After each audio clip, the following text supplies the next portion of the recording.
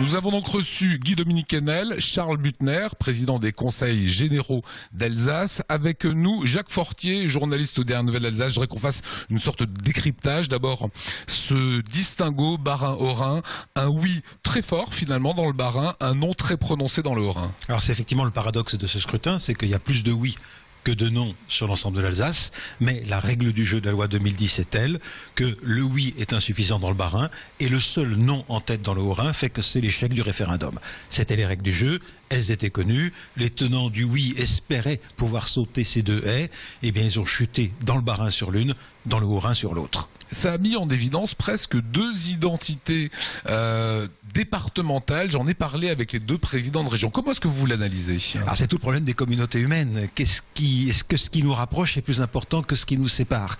Est-ce que l'identité alsacienne est plus forte qu'une identité qui serait celle de la Basse-Alsace, par exemple, pour employer un mot un peu plus ancien, ou de la Haute-Alsace? Pas surtout, pas dans tout, mais en tout cas, pour construire ensemble une structure administrative, visiblement, il y a une identité plus réservée des Haut-Rhinois par rapport, pas forcément au Bas-Rhin, mais à la métropole, à la grande ville, à Strasbourg et au département qui possède Strasbourg. La pierre d'achoppement est à ce niveau-là, sur Strasbourg. Je le pense, et sur l'équipement d'une grande ville par rapport à sa périphérie. Et dans le Sungo, dans les vallées du Haut-Rhin, on est une périphérie très éloignée de Strasbourg. Regardez les résultats de dimanche. Plus on s'éloigne de Strasbourg, plus le non grimpe dans le Haut-Rhin, avec les exceptions notables de Mulhouse, qui dit oui, et de Colmar, plus près de Strasbourg, mais qui dit non pour des raisons là liées à une personne et à une équipe. Charles Buttner rappelait que dans son canton, le oui est majoritaire, et pourtant c'est le non qui l'emporte dans le département. Oui, Charles Buttner a plaidé le oui et c'est l'un des trois présidents de la Troïka qui a porté le projet, même s'il a été longtemps réservé, un négociateur féroce, rude et diplomate tour à tour avec Philippe Richert et Guy-Dominique Kennel. C'est une fierté sans doute que dans son canton le oui soit en tête, mais le oui est en tête sans atteindre le quart des inscrits.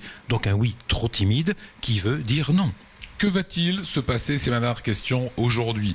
Excite la fusion, vers quoi va-t-on aller? Alors on garde 2 conseils généraux, un conseil régional, avec les équipes actuelles jusqu'en 2015, qui sera le renouvellement de tout le monde, de tous les conseils généraux sans doute devenus départementaux, puisque ce sera la voie générale, et des conseils régionaux, celui d'Alsace comme les autres.